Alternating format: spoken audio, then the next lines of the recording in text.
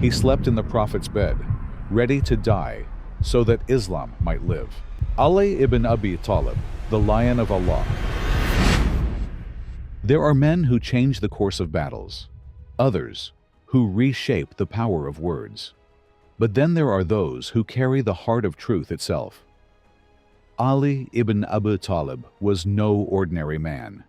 He grew up in the house of the Prophet.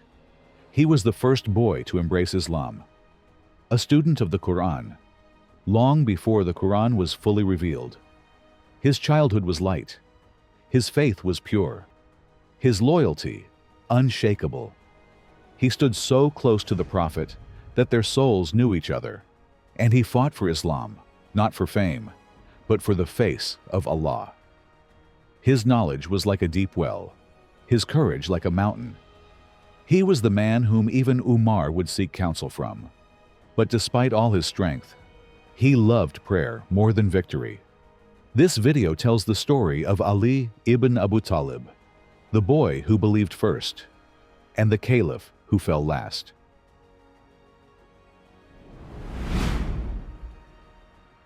Ali ibn Abi Talib grew up in the house of the Prophet. His cousin, yes, but more than that, his student, his guardian child, his confidant. He was only 10 years old when he embraced Islam. No hesitation, no negotiations, only certainty. For Ali, Islam was not a new idea. It was a return to a truth his heart already recognized. He was the first to stand with the Prophet when few dared, and he was ready to die for him. Like on the night of the Hijrah, when he slept in the Prophet's bed to protect him from Quraysh assassins. On the battlefield, he was fearless. At Khaybar, it was his hand that tore open the fortress gates.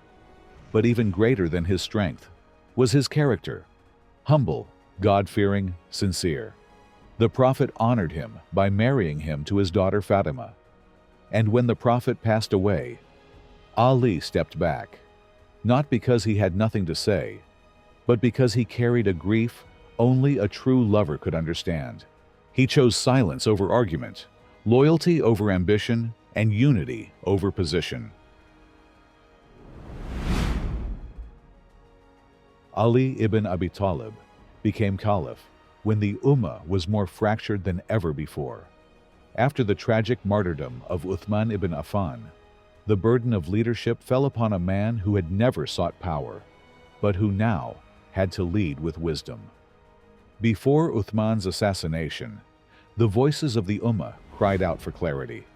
They demanded a caliph who would govern using the legal methodology of Umar ibn al-Khattab. Both Ali and Uthman had been asked to accept this condition, but only Uthman had agreed.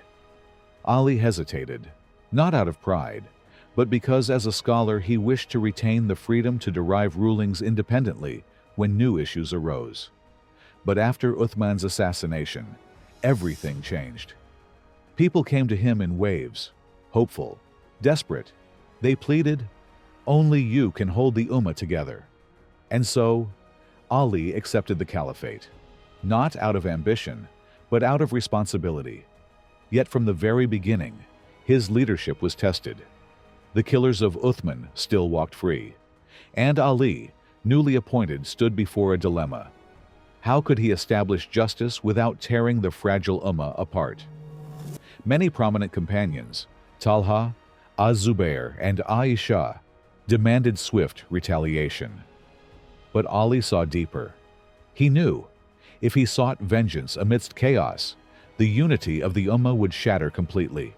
He tried to mediate, but emotions ran high, and thus came the Battle of Al-Jamal, a confrontation between two sincere groups of believers, each desiring good for the Ummah, yet differing in the path.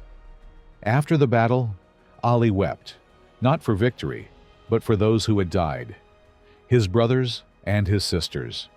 He said, "I wish I had died before this affair ever occurred." Then came the second great trial. Muawiyah ibn Abi Sufyan, governor of Syria and relative of Uthman, refused to pledge allegiance to Ali unless the murderers were brought to justice. This led to the Battle of Shiffin. And again, Ali's foresight shone through. As the bloodshed escalated, he accepted a proposal for arbitration, even though many in his own ranks opposed it. And it was this decision that turned some against him. A radical faction, later known as the Khawarij, broke away. They declared him an apostate simply because he chose peace over war.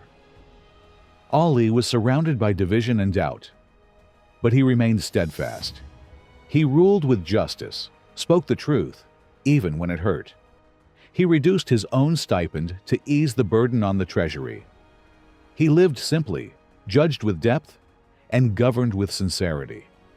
In his final days, he said, "I did not come to rule you. I came to remind you." And then, on his way to the Fajr prayer, he was struck by the sword of a Kharijite assassin. In his blood, there was no anger, only the whisper, "Success is in the hereafter." Thus ended the caliphate of a man who never sought leadership, but bore it with the humility of a servant.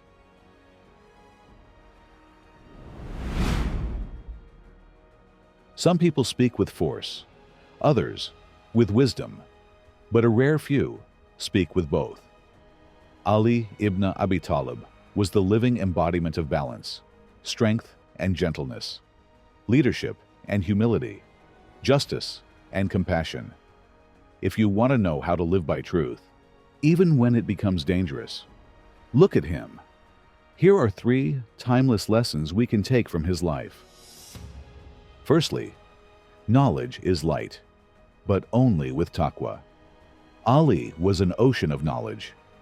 The Prophet said, "I am the city of knowledge, and Ali is its gate." But what truly made Ali special wasn't just what he knew. It was how deeply he feared Allah. He didn't just recite wisdom.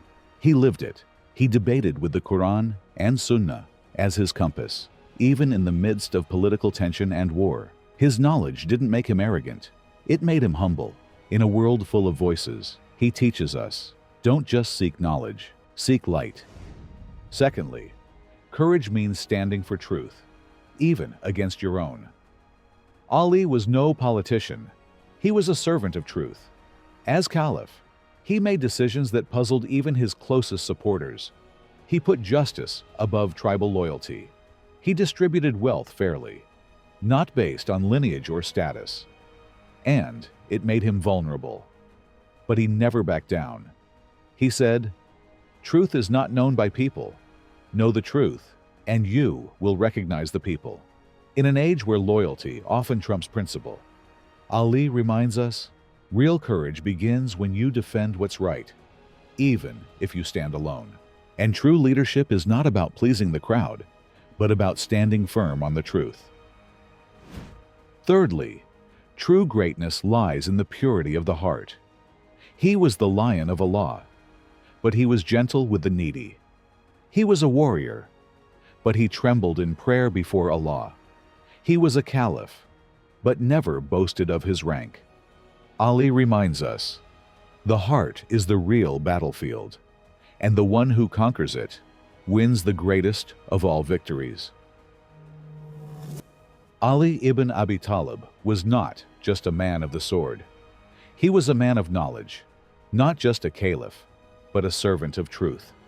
In him, strength met tenderness, clarity met patience, courage met humility. He did not seek fame.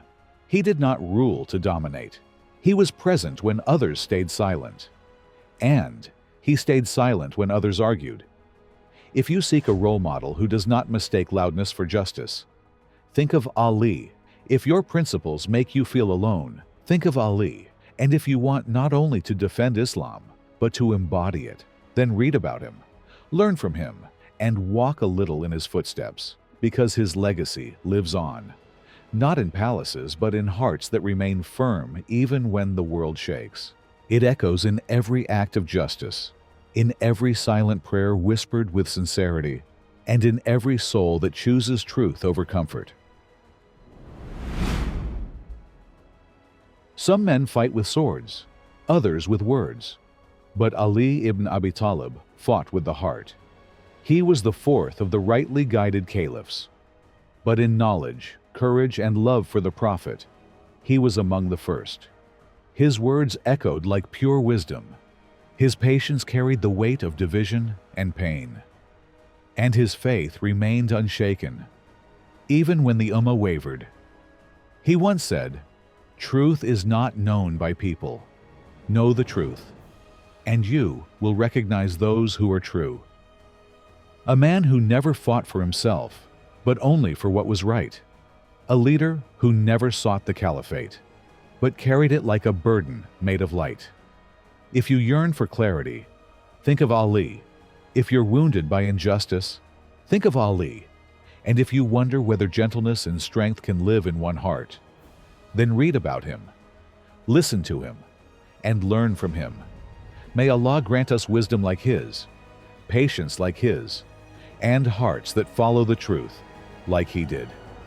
And may he unite us with Ali ibn Abi Talib in paradise, near the one he loved most, the Prophet Muhammad. Ameen.